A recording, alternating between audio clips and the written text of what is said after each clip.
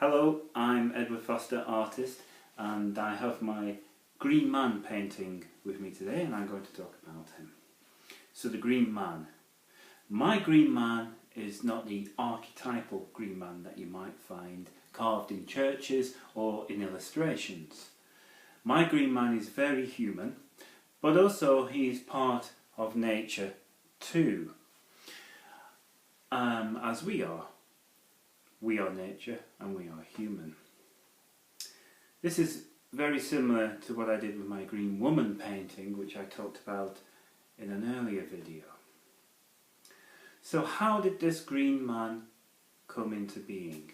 Well, I start off my creative process by drawing.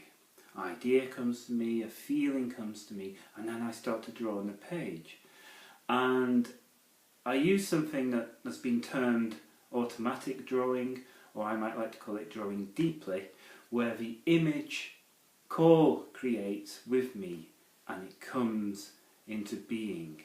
So I have my first sketches with me, and here we are. This is the Green Man as he was being sketched out. I make lots of notes, etc. So this is quite rough. But this is so important, because as I draw this being appears on the paper. I co-create to create this. When I've got my drawing down, I've got a good idea, I then draw it up really well, and I'll show you that.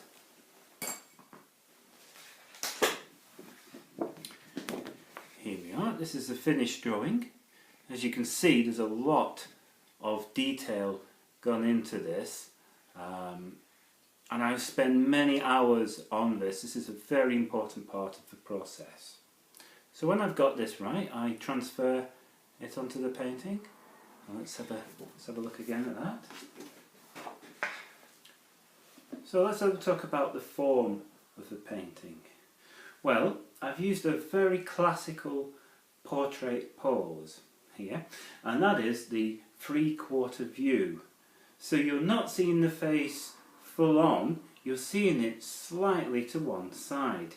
So you're seeing more of this side of the face than you are of this side of the face. So you're seeing roughly 3/4, 2/3 of one side of the face and 1/3 or 1/4 of the other side. And that is used a lot in classical portraiture.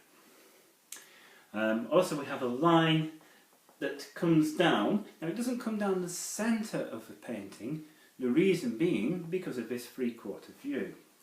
It comes more down here, and the central line is where it's the centre of the face as well. Okay, so that's the form. Let's just talk about technique. So I've used oil paints for this.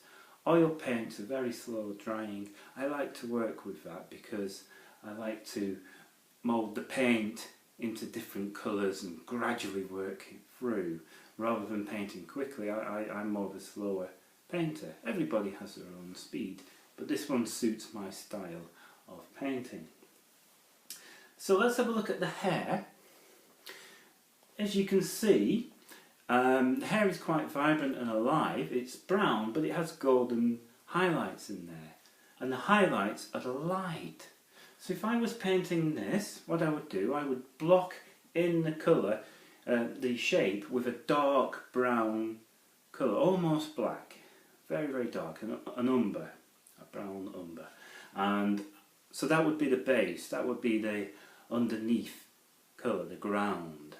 And then I would gradually layer up the hair using the different strands of the hair. I'd work from dark browns, and these browns will gradually get lighter and lighter, but you would still be able to see some of the darker browns underneath the lighter browns, and I would use these curved lines, the hair, the strands of the hair, to show that.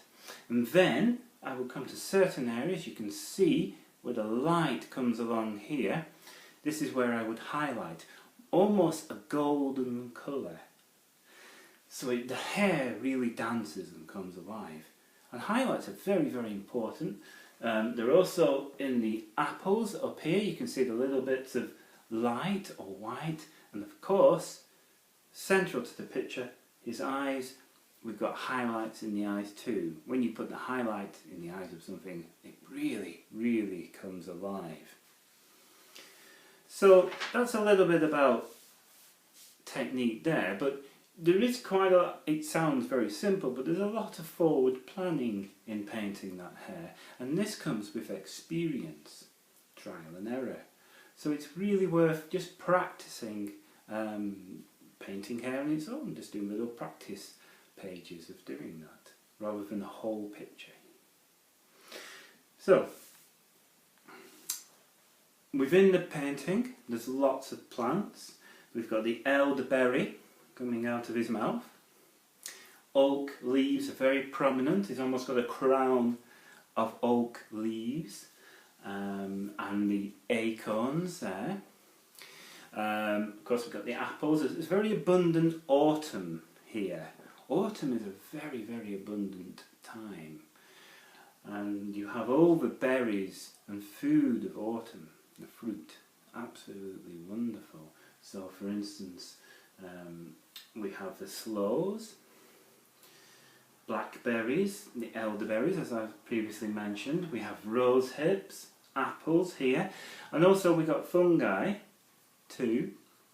So there's a lot of abundance here, and of course the leaves are magical as they change. And it's very poignant because actually those leaves will soon be falling to the ground. So it's very beautiful time of year. One final thing about this picture. In the centre of his head we have a triquetra, or sometimes called a trinity knot. And this is used a lot in Celtic work, very old work. It's been around a long time. And sacred geometry again, I also like to put a little bit in there if I can. Well, thank you so much for listening to this description of my Green Man painting. A couple of things before I go. There are signed limited edition prints available as well. Each one is numbered and signed by me. And also, if you've enjoyed this video, please have a look at my YouTube channel where you'll find similar videos, and I'm going to be uploading regularly, so if you want to subscribe, that would be wonderful. Thank you so much. Okay, well, goodbye.